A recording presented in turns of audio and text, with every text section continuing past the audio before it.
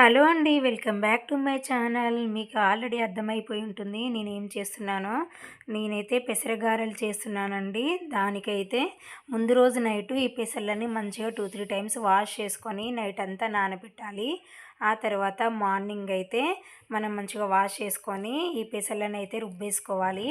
ఇప్పుడు కొన్ని పిడికెడు తీసి పక్కకు పెట్టేశాను. ఆ తర్వాత ఈ పెసర్లన్నింటినీ ఒక మిక్సీ జార్లో వేసుకొని బరకగా అయితే మనం మిక్సీ పట్టుకోవాలి. చూడండి ఈ విధంగా. ఇప్పుడు దీన్ని అంతని వేరే బౌల్లోకి వేసుకోవాలి.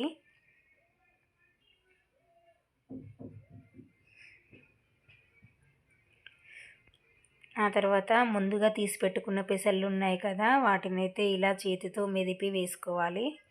ఇలా వేయడం వల్ల ఏంటంటే మంచిగా పైన ఈ పెసరగారెలు క్రిస్పీగా వస్తాయి. చాలా అంటే చాలా బాగుంటుంది టేస్ట్ కూడా. ఈ విధంగా మొత్తం అన్నింటినీ చేతితో మెదిపేసి మిక్స్ చేసుకోవాలి.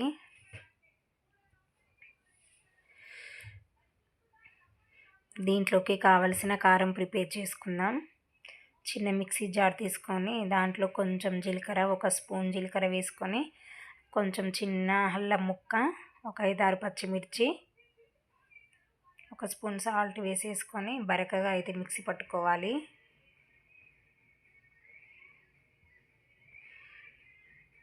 ఇప్పుడు ఈ పేస్ట్ని అయితే మనం మిక్సీ పట్టుకున్న దాంట్లోకి వేసుకోవాలి.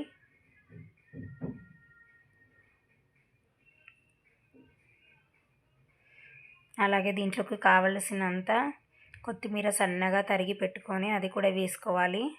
ఒక పెద్ద సైజు ఆనియన్ని సన్నగా కట్ చేసి వేసుకోవాలి. ఆనియన్ వేయడం వల్ల పెసరగారెలు ఇంకా బాగా టేస్ట్గా వస్తాయి. సన్నగా తరిగిన కరివేపాకు ఇవన్నీ వేసి ఒకసారి అయితే చేతితో బాగా కలపాలి. కొంచెం సాల్ట్ సరిపోలేదు, మళ్ళీ యాడ్ చేశాను.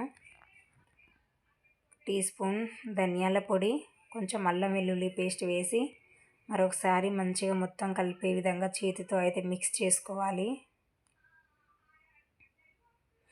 ఇంకా ఇది పక్కకు పెట్టేసి స్టవ్ ఆన్ చేసి దాని మీదనైతే కడాయి పెట్టుకోవాలి. ఇప్పుడు ఇది హీట్ అయ్యాక దాంట్లోకి సరిపడినంత ఆయిల్ వేసి ఈ ఆయిల్ హీట్ అయ్యే వరకు ఫ్లేమ్ అయితే పెద్దగా పెట్టి ఆయిల్ హీట్ అయ్యాక ఫ్లేమ్ మీడియంలోకి టర్న్ చేయాలి.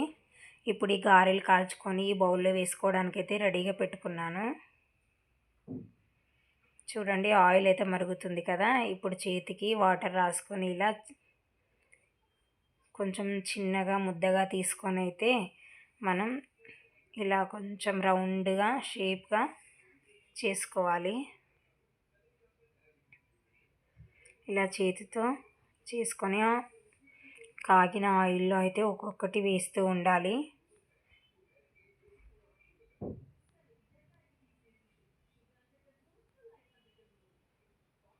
ఇలా అన్ని గారెలు ఇప్పుడు ఈ ఆయిల్ నిండా వేసుకోవాలి.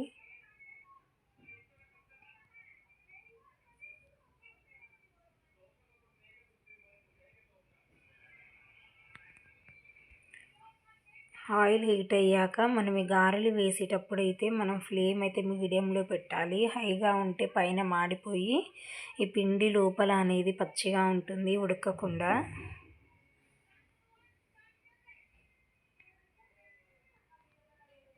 ఇలా ఈ ఆయిల్ నిండా ఒక్కొక్కటి నెమ్మదిగా జాగ్రత్తగా వేయాలండి, ఎందుకంటే ఆయిల్ మీద పడుతుంది. ఇప్పుడు ఇవి ఒక సైడ్ కాలాక ఇంకొక సైడ్ అయితే టర్న్ చేసుకోవాలి.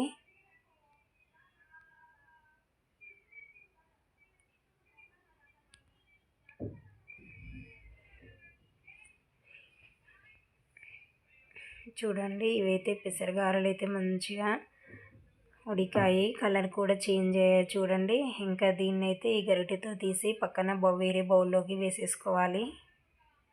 ఇవైతే ఎంతో టేస్ట్ ఉంటాయండి. ఇప్పుడు వింటర్ సీజన్ కదా, మనకు చలి చలిగా ఉన్నప్పుడు ఇలా వేడి వేడిగా గారెలు చేసుకొని తినాలనిపిస్తుంది. అలా సాయంత్రం పూట టీ తాగుతూ ఈ గారెలు తింటే కనుక అసలు ఆ టేస్ట్ అయితే చాలా అంటే చాలా బాగుంటుందండి. అదేవిధంగా మిగిలిన పిండి కూడా అన్ని గారెలు ఇలా ఆయిల్లో ఒక్కొక్కటి వేస్తూ కాల్చుకోవాలి. పిండి అంతా అయిపోయే వరకు ఇదే ప్రాసెస్ అయితే కంటిన్యూ చేయాలి. ఇంకా ప్రసాదం లాగా పెట్టాలనుకుంటే ఆనియన్స్ అయితే వేయొద్దండి.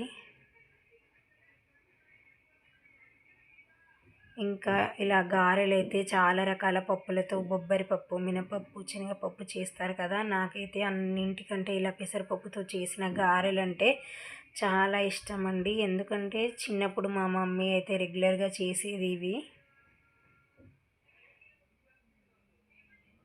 ఇలా పొట్టుపప్పుతో చేసుకుంటే మనకైతే చాలా హెల్దీ కూడా.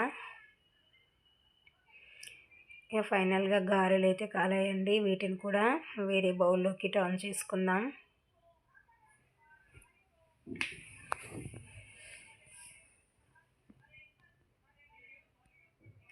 ఈ రెసిపీ కనుక మీకు నచ్చినట్లయితే please friends like, share and subscribe my channel. అదేవిధంగా మీరు కూడా ట్రై చేయండి. ఈ రెసిపీ టేస్ట్ అయితే ఎలా వచ్చిందో కామెంట్ సెక్షన్లో కామెంట్ పెట్టండి.